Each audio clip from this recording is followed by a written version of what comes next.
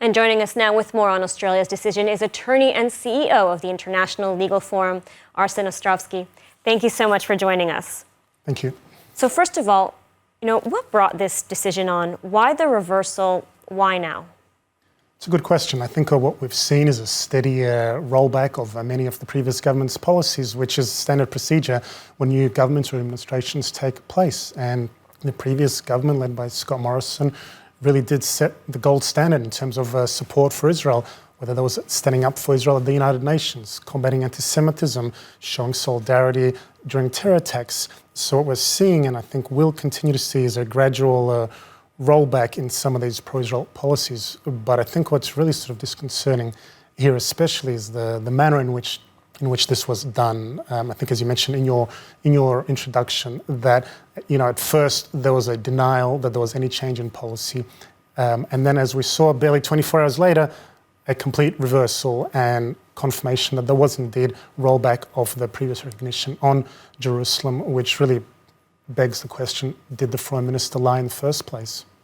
I mean, the Foreign Ministry initially deleted some sentences from its website, as we heard. And this took Jerusalem quite by surprise. I mean, was there any indication that this was going to happen? No, I don't believe so. I think it took not only Israel by surprise, but also the Jewish community in Australia by surprise as well. And I think furthermore, rubbing salt into the wound is the fact that the decision or the announcement was made on Simchat Torah, which is obviously an important Jewish holiday where many Jews are offline and weren't able to respond either. So I think that was rubbing salt into the wound especially. And how has, the Australian Jewish community responded to this decision? I think there's been a lot of shock, a lot of dismay, anger, questions being asked, why weren't we consulted? I think a lot of these questions are being asked by the Israelis as well. There's a term in Australia, this very quintessential Australian term, mateship. It describes friendship. It's something even stronger. It's rooted in values of respect, loyalty, solidarity. And you really have to ask here, has this been a betrayal of this friendship by the Australian government? And is the matter of trust now being eroded between the two countries? So that leads me to my next question. I mean, really, how badly has this damaged Israel's relations with Australia?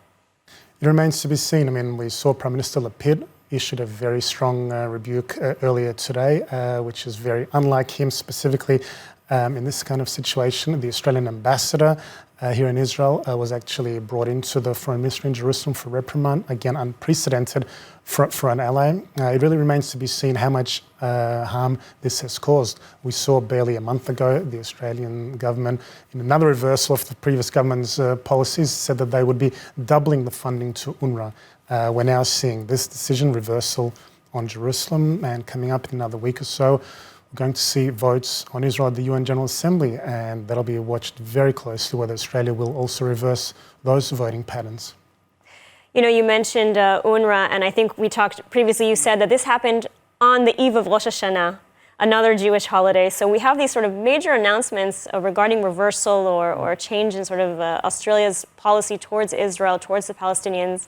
Is this deliberate, do you think? I don't know whether it's deliberate or just mismanagement. It's understandable and expected that allies will disagree from time to time. That's normal. But there's got to be some kind of element of, I think, trust. And when you go behind someone's back, I think that's really questionable and really disconcerting. In this case, I think flat out cowardly. And you're seeing a lot of dismay and anger, many in Israel and the Jewish community, and I think you only have to look at the fact that the first ones really applauding this decision were Hamas and Islamic Jihad, who hailed it as a courageous step.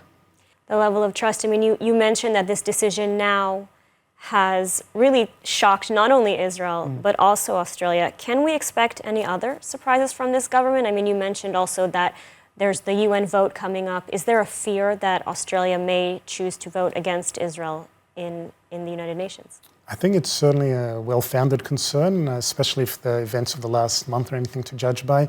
We know that when the previous Morrison government came into power, one of the first things it did was really reverse a lot of the UN voting patterns. And the Prime Minister was really outspoken in terms of the discrimination, the obsession that Israel was facing in the international community, specifically at the UN. So Australia made it a point to stand with Israel, and often a lone voice with Israel in the United States, Canada, in terms of standing with Israel at the United Nations and voting against these relentlessly one-sided, biased resolutions, whereas previously the government may have abstained or voted against Israel.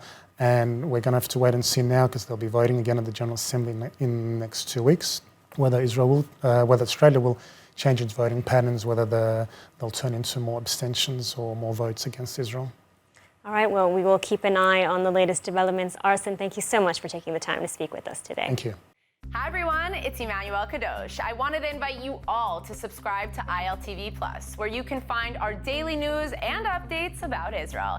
And not only that, but live feeds, entertainment, our kosher food show, and so much more. Needless to say, your subscription to ILTV Plus helps us grow and create more content while also supporting the state of Israel. Our app is available on all platforms and devices, so I'll see you guys there.